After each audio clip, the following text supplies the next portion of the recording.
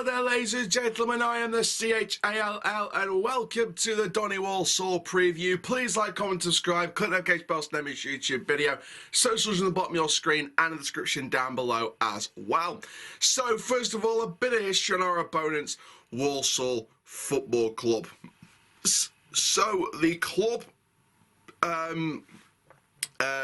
came about in very different circumstances. Both Walsall Town, founded in 1877, and Walsall Swiss, formed in 1879, had been in existence for several years before. In 1888, they decided to end their rivalry and amalgamate, becoming Walsall Town Swiss, which eventually became Walsall Football Club. The new club got off to a rousing start in their opening game in the Birmingham Charity Cup final against Aston Villa, with over 500 Walsall fans making the journey to Perry Bar for the game, which ended all square after extra time. Now, the club have certain honours. Now, they're the third division, the old Football League third division, which is now League One.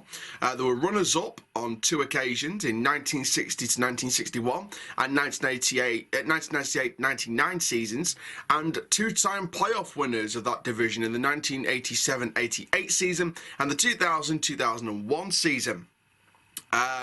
Now, in the now League Two, the Football League 4th Division, they were champions twice in 1959-1960 and 2006-2007, and runners-up twice in 1979-1980 and 1994-95. And they're also runners-up in the Football League Trophy in the 2014-15 campaign.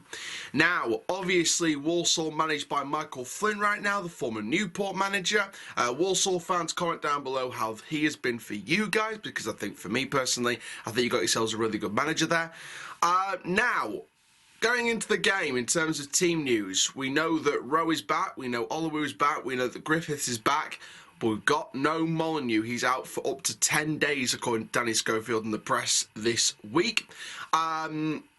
Or around a 10-day period, so hopefully, I don't think he'll be fit enough for the Newport game, but I think he should be back for the sort of congestion of fixtures coming up, so that's what we're expecting him to return. But let's go into my predicted lineup, what we need to do in the game, look back on our own previous game, the 3-0 defeat to Colchester United, who were bottom of the league at the time. So before we go into predicted team news, let's start with that Colchester game and look back on it, which is hard to do, I know.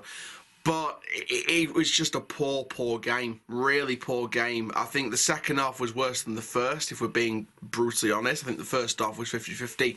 We had our chances, they had their chances, but the second half, I don't know what was said, I don't know what changed, but just something happened where we just came out like barely anything, and we collapsed in the second half. So, very long journey back for a very demoralising defeat. But apparently Schofield said after the break that they've been working good during the break. They've been working on stuff, getting the style of play spot on again, working on things to get even more detail out of the style of play and the way they want to play. So that's obviously great news. Hopefully we'll see that tomorrow.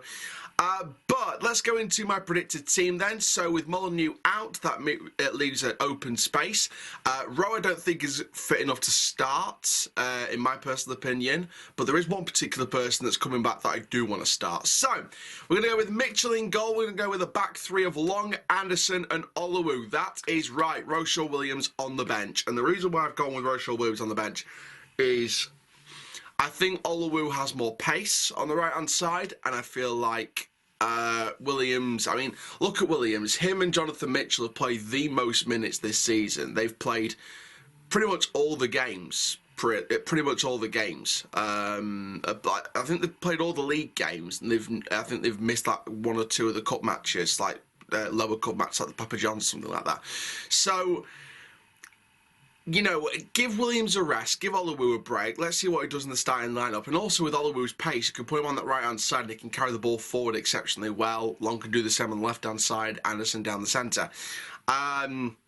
But, you know, one of the positives of Rochelle Williams is he can carry the ball into the midfield quite well on his best day. I just think, well, Oluwu has more pace, which could suit the way we play a lot more. And that's nothing against Rochelle Williams, by the way. I think he's been still a really improving player. He had a shocker against Colchester, so I think just give him a break, give him time to reset, and give him a chance to, you know, reset his tank, you know, restart his buttons and just go again, really.